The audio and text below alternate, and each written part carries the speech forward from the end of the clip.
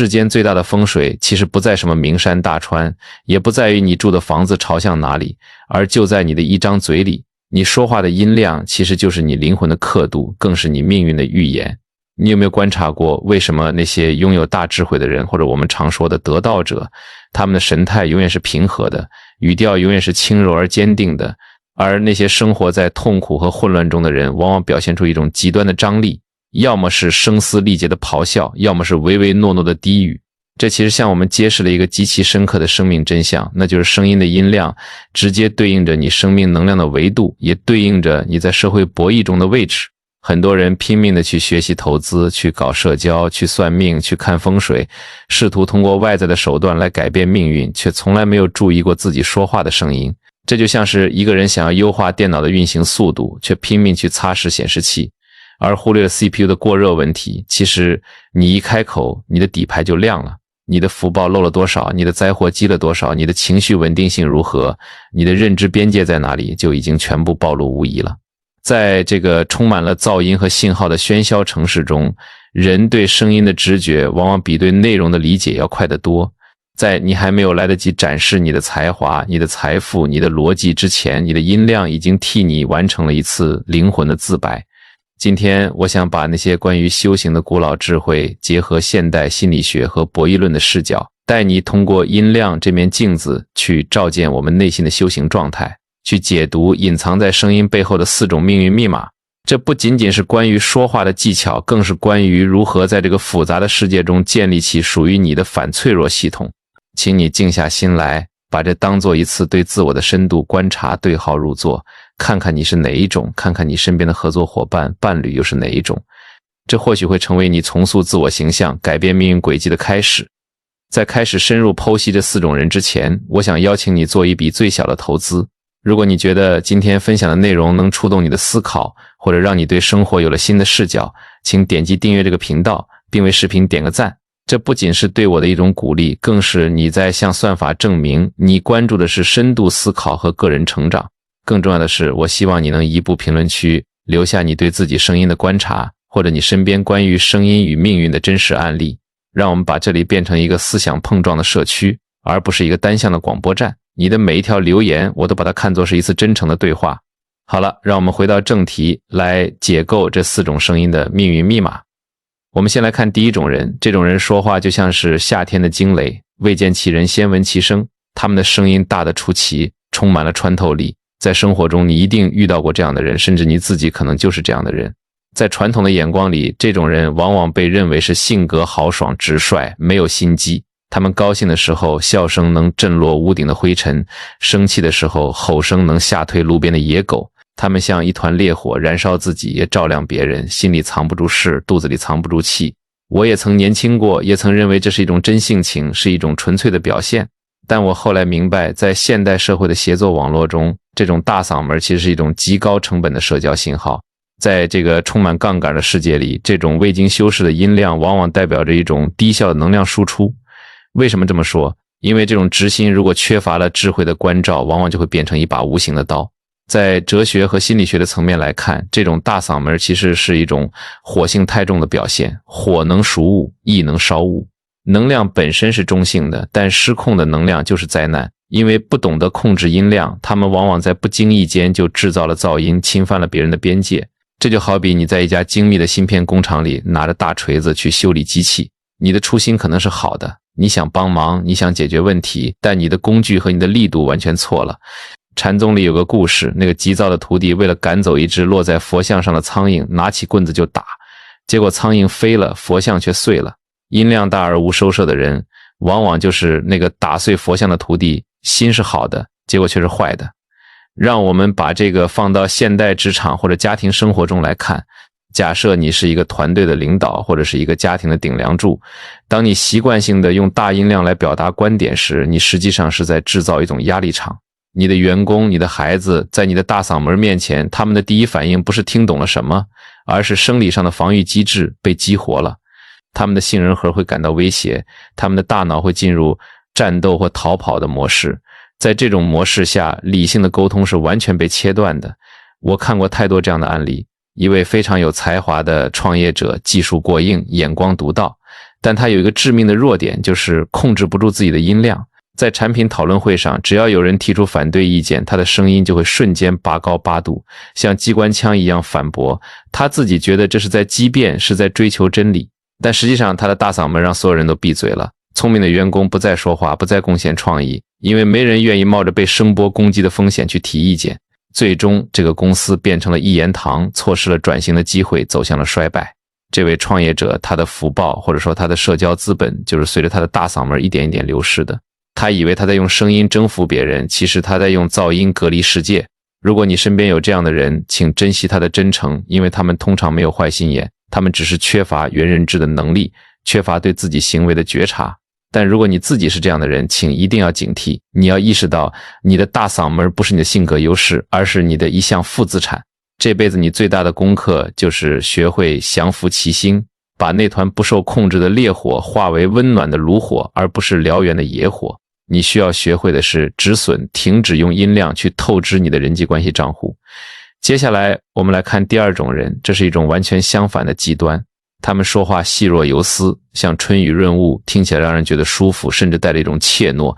这种人往往性格内向，心思细腻，像是一潭静水，哪怕心里有惊涛骇浪，面上也是波澜不惊。他们不愿意与人争执，宁愿自己吃亏，也不想因为音量而引人注目。在很多传统观念里，这被视为一种美德，一种谦逊，甚至是佛家所说的忍辱。但在现实的因果法则和博弈论中，我们需要更深刻的去审视这种低音量。如果这种忍不是出于慈悲和智慧的选择，而是出于恐惧、压抑和对自我价值的怀疑，那么这不仅仅不是美德，反而是对自己生命能量的扼杀。就像水流如果长期不流动，就会变成死水。一个人的声音如果长期被压抑在喉咙里，他的生命力也会随之枯萎。这类型的人往往心地善良，懂得换位思考，是最好的倾听者。你有什么烦恼倒给他们，他们会全盘接收。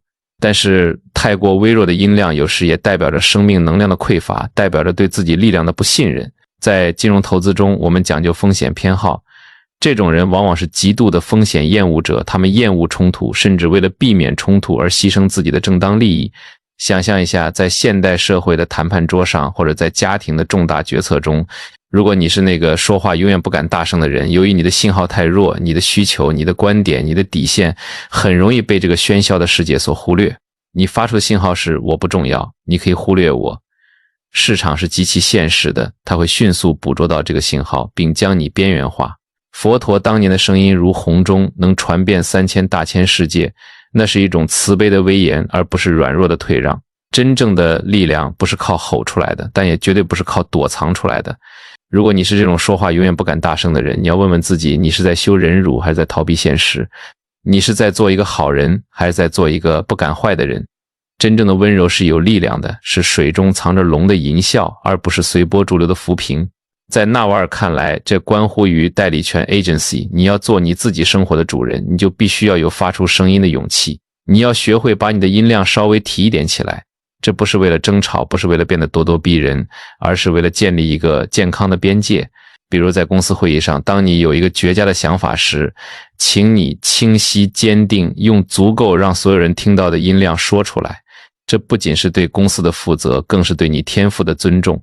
比如在家庭里，当你感到委屈时，不要只是默默流泪或低声抱怨，而是要平视对方的眼睛，用平稳但有分量的声音表达你的感受。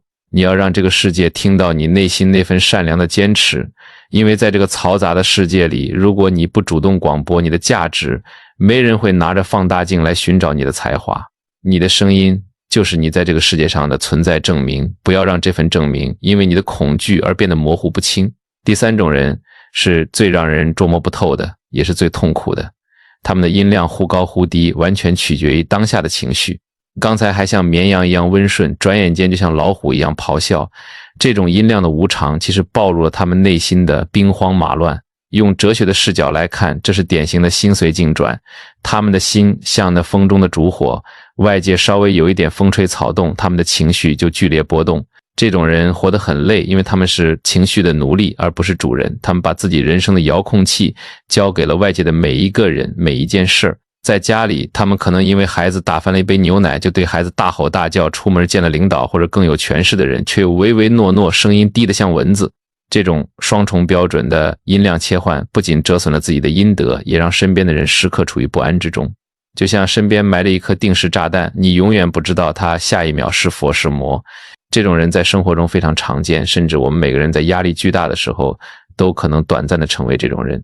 但如果这成为了一种常态，那就是一个巨大的危险信号。这说明你的内心深处有着深深的匮乏感和不安全感。他们试图用音量来武装自己，用咆哮来掩饰脆弱。你看那些在马路上因为一点小剐蹭就跳下车大喊大叫的人，他们真的是在解决问题吗？不是，他们是在发泄恐惧。他们潜意识里觉得，如果我不大声喊，我就会被欺负，我就无法掌控局面。可是他们忘了，真正的强大从来不需要张牙舞爪。你看狮子在捕猎前是安静的，只有受惊的野狗才会狂吠。如果你发现自己控制不住音量，时而狂躁，时而压抑，请一定要停下来，去内观你的心。这不是性格问题，这是认知失调和情绪管理的问题。你的心里是不是住着一只受伤的小兽？它在嘶吼，是因为它在痛，是因为它感到无助。不要去责怪那只小兽，也不要试图用更大的声音去压制它。你需要做的是觉察。在纳瓦尔的哲学体系里，幸福就是一种内心的平和，而平和的标志之一就是你不再被情绪的钟摆带着走。当你能观察到自己的怒气升起，像观察天上的云一样，你就不需要通过提高音量来发泄它。对于这种类型的朋友，我的建议是练习暂停。当你感觉到热血上涌，喉咙发紧，想要提高音量的那一刻，强迫自己停下来，深呼吸3次。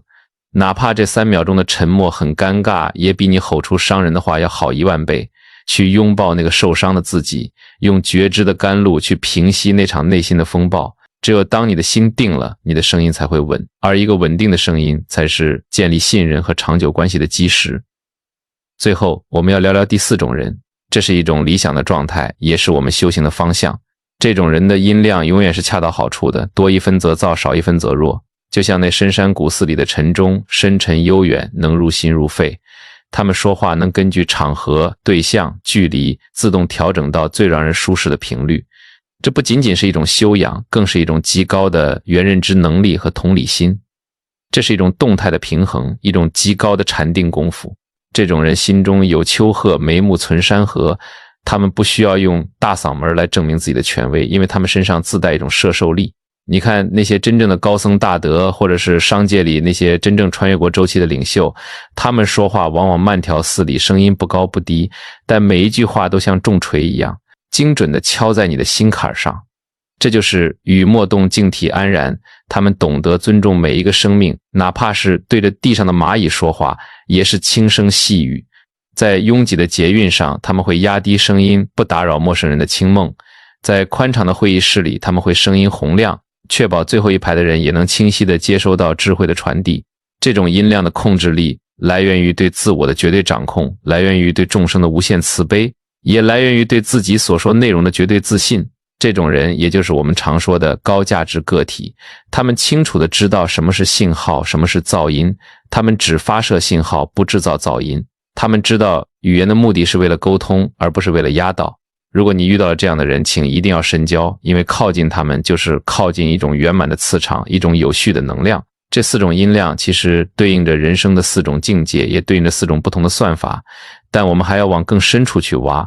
音量背后其实藏着3个你必须要看透的因果真相。这3个真相关乎你的自我认知、你的财富能量以及你的家庭关系。第一个真相，音量暴露了你的我执。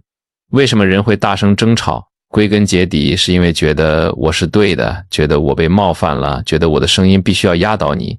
那个大嗓门背后其实是一个膨胀的自我。在纳瓦尔的思考中，我们常常提到要缩小这个自我，因为自我是你与现实之间的一层滤镜，这层滤镜越厚，你看到的真相就越扭曲。佛家讲无我，当你把自己看得越轻，你的声音往往就越柔和。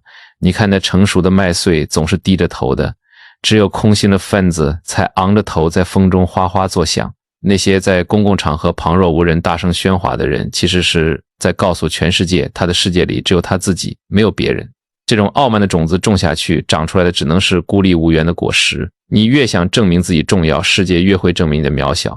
第二个真相，音量暴露了你的福报与能量场。古人讲贵人羽化迟，其实也包含了羽化轻、羽化平的意思。一个人的福报是需要气来养的。中医讲大声好气，长期大喊大叫的人不仅伤肝，更是在耗散自己的元气。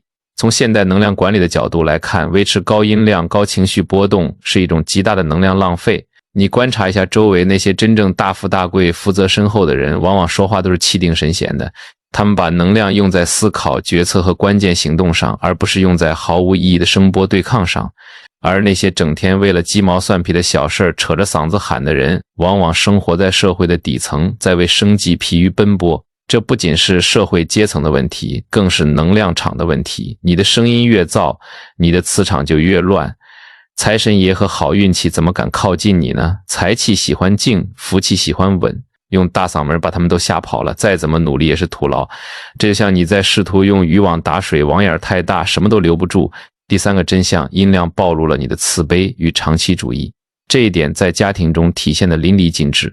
家是讲爱的地方，不是讲理的地方，更不是比嗓门的地方。很多家庭的悲剧都是从音量失控开始的。夫妻之间一句话不合就拔高音量，像两只斗鸡一样，最后赢了争吵，输了感情。这是典型的短视行为，为了赢下一场无意义的辩论，输掉了长期的关系资产。父母对孩子动不动就是吼叫式教育，觉得声音大孩子才听得见，殊不知孩子在你的吼叫声中学会的不是道理，而是恐惧和冷漠。将来有一天当他长大了，他也会用同样的音量对你吼回来。这就是现世报，这就是复制与粘贴。我曾见过一位极具智慧的母亲，她的孩子犯了错，她从来不大声斥责，而是蹲下来，视线与孩子齐平，看着孩子的眼睛，用最温柔的声音讲最严肃的道理。那个孩子后来非常有出息，而且极其孝顺，因为他在母亲温柔的声音里感受到了被尊重，而不是被践踏。这种温柔的音量就是一种慈悲的布施，是给家人最好的风水，也是对自己晚年最好的投资。